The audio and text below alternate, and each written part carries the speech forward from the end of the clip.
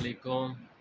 From the platform of Haleem online academy, this is Imran Abbasi. ठीक है दोस्तों, हलीम ऑनलाइन एकेडमी के तरफ से IBSTS BBS 5 to 15 के कोर्स का आगाज़ किया गया है।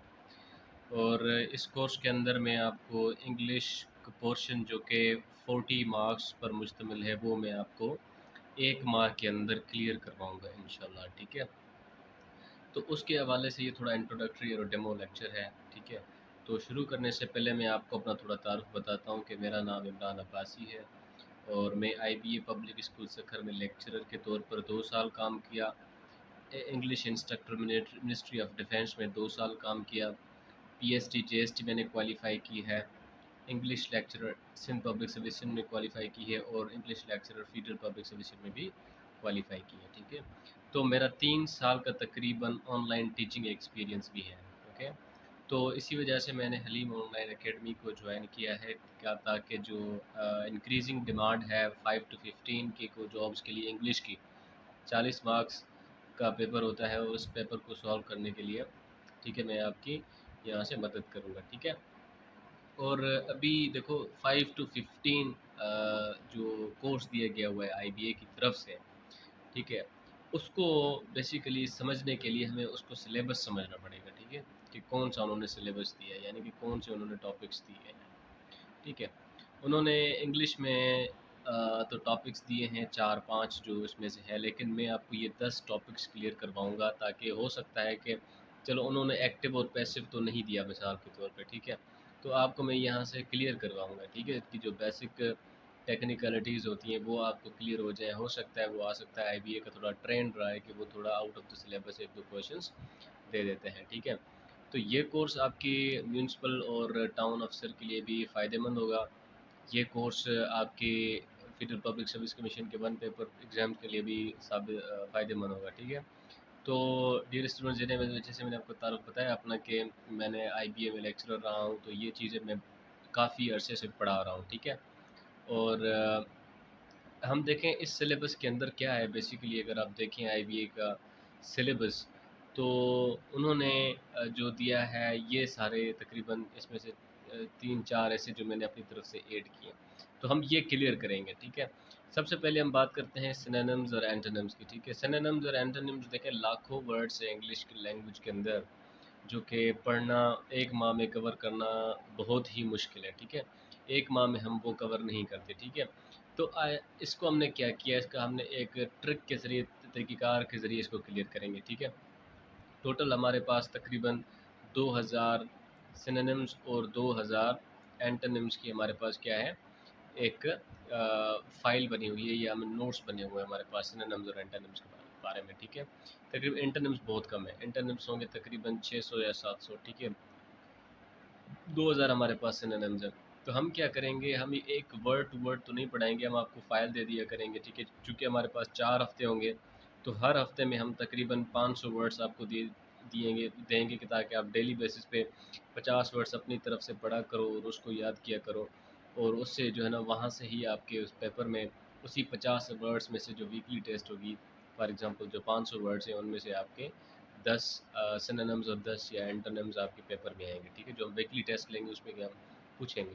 तो इसी तरीके से ये आपका बहुत अच्छे तरीके से इम्प्रूव हो जाएगा। ठीक है। चेक एंड बैलेंस होगा, हमारी तरफ से आपको थोड़ा प्रेशर होगा तो आप याद कर सकेंगे, वरना अपनी तरफ से इसे बंदा कोई भी नहीं कर सकता। स्पेलिंग चेक के लिए 10 ऐसी टेक्निकलिटीज़ हैं, अगर 10 टेक्निकलिटीज़ आपको आ गई तो आप स्पेलिंग चेक के मास्टर बन जाएँगे। ठीक है। वो 10 टेक्निकलिटीज़ मैं बताऊँगा। मोस्ट रिपीटेड स्पेलिंग मिस्टेक्स जो 5 टू 15 जॉब्स में आती हैं, उसकी भी हमारे पास फ़ाइल बनी हुई है, वो भी मैं आपको थोड़ा वीडियो की सूरत में भी समझाऊँगा और अलग से सेपरेटली भी इसको लेक्चर भी दूँगा। एरर डिटेक्शन के हम 50 रूल्स कवर करेंगे, मैं गारंटी देता हूँ 50 रूल्स में से एक भी सवाल बाहर नहीं आएगा। इसी हवाले से प्रीपोज़िशन, फिक्स्ड प्रीपोज़िशन हम पढ़ेंगे, सेंटेंस स्ट्रक्चर पढ़ेंगे। सेंटेंस जैसे हमारे पास सब्जेक्ट, वर्ब प्लस ऑब्जेक्ट होता है, कॉम्प्लीमेंट क्या होता है, आर्टिकल कैसे लगता है, एक्सटेंशन क्या होता है, ठीक है? तो ये चीज़ें हम डिस्कस, पार्ट्स ऑफ स्पीच में नाउन, वर्ड्स और ये वर्ड आइडेंटिफिकेशन पढ़ेंगे कि ये भाई अगर पार्ट ऑफ स्पीच में ये कौन सा वर्ड है। ठीक है। एक्टिव एंड पैसिव को भी हम थोड़ा सुपरफिशियली देखेंगे। रीडिंग कॉम्प्रिहेंशन बहुत इंपॉर्टेंट टॉपिक है, 15 से 20 मार्क्स तक आ सकता है। ठीक है। इसमें 5-6 मैं रीडिंग कॉम्प्रिहेंशन आपको सॉल्व कराऊंगा और 5-6 इसकी प्रैक्टिस करेंगे तो इंशाल्लाह रीडिंग कॉम्प्रीहेंशन बहुत आसान टॉपिक है, थोड़ी मेहनत ज़रूरी है, इसके मैं टिप्स बताऊंगा वाइल डूइंग रीडिंग कॉम्प्रीहेंशन। ठीक है, आर्टिकल्स जैसे हमारे पास 3 आर्टिकल्स हैं, ए और एन है, ठीक है, और दूसरा है द। इससे इंडेफिनिट आर्टिकल्स कहा जाता है, इसे डेफिनेट आर्टिकल कहा जाता है। इनका हम यूजेस पढ़ेंगे, सेंटेंस में यूज़ इसका बहुत ज़रूरी है, ठीक है, बहुत अहम होता है। और अगर हम बात करें टेंस की, ठीक है, टेंस के हवाले से भी बहुत इंपॉर्टेंट चीज़ें हैं। टेंस आइडेंटिफिकेशन हो, टेंस जैसे हमारे पास प्रेजेंट, पास्ट और फ्यूचर है, ठीक है, तो इसमें से आपको simple present, simple past, simple future की आइडेंटिफिकेशन होनी चाहिए। इनके हेल्पिंग वर्ब्स, ठीक है, इंग फॉर्म किसके साथ लगती है, कंटिन्यूस कौन सा होता है, ठीक है, और उसके साथ मॉडल वर्ब्स भी, ठीक है, मॉडल वर्ब, ये चीज़ें हम क्लियर करेंगे। अभी मैं आपको थोड़ा डेमो लेक्चर अपनी तरफ से दे देता हूँ। तो दोस्तों साथ साथ इस लेक्चर में मैं आपको tricks to solve error detection बता देता हूँ, ठीक है। जो भी टेस्ट हो उसमें कुछ ट्रिक्स आपके पास होती हैं, जो भी टॉपर्स होते हैं, क्वालिफायर्स होते हैं, उनको ट्रिक के साथ तुक्के तो नहीं लगते, तुक्के किसी के भी नहीं लगते, सारे तुक्के वाले फेल हो जाते हैं, ठीक है।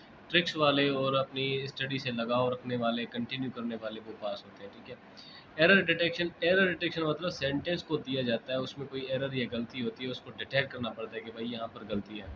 तो कौन सी चीज़ें देखनी होती हैं आपने कि जो कि आप एक ही दम फ़ौरन ही आप उसी मिस्टेक पर क्लिक कर सकें, ठीक है। तो इसमें ये 9 चीज़ें हैं, 9 चीज़ें अगर आपके ज़हन में हों और कोई भी इस तरीके से का आप सेंटेंस पढ़ें तो आप फ़ौरन ही वो जो है ना मिस्टेक यानी कि एरर डिटेक्ट कर सकते हैं, गलती ढूँढ सकते हैं, ठीक है। एरर डिटेक्शन के लिए सबसे पहले आपने देखा होगा कि सब्जेक्ट वर्ब एग्रीमेंट, ठीक है, सिंगुलर वर्ब के साथ सिंगुलर सब्जेक्ट लगा हुआ है, आई के साथ एम लगा हुआ है, वी के साथ आर लगा हुआ है तो ठीक है, वी के साथ अगर इज़ लगा हुआ है तो वो इज़ जो है ना एरर है। आर्टिकल जैसे मैंने आपको बताया कि ए एंड द का प्रॉपर यूज़, ठीक है। एन होता है मिसाल के तौर पर जो वॉल साउंड्स होते हैं, ए होते हैं जो कॉन्सोनेंट साउंड होते हैं, और द प्रॉपर चीज़ों के साथ हमारे साथ लगता है, ठीक है, और बहुत सारे इसके और भी यूजेजेस हैं। टेंस ऑफ अ वर्ब, ठीक है, टेंस मिसाल के तौर पर अगर कोई हम बात माजी की कर रहे हैं, पास यानी गुजरे हुए वक्त का कर रहे हैं, बात कर रहे हैं, तो हमने डेफिनेटली पास्ट टेंस इस्तेमाल करना है, ठीक है। अगर हम फ्यूचर की बात कर रहे हैं तो फ्यूचर का टेंस इस्तेमाल करना है। और उन टेंस की इसके साथ मिसाल के तौर पर जो है एम के साथ, आर के साथ, ठीक है, तो वो लगेगा मिसाल के तौर पर इंक फॉर्म भी लगता है, ठीक है। इस ना ऐसा ना हो कि इसके साथ आप फर्स्ट फॉर्म ऑफ वर्ब लगा दें। सिंगुलर एंड प्लूरल का भी तो अपने कॉन्सेप्ट जहन में रखना है, ठीक है।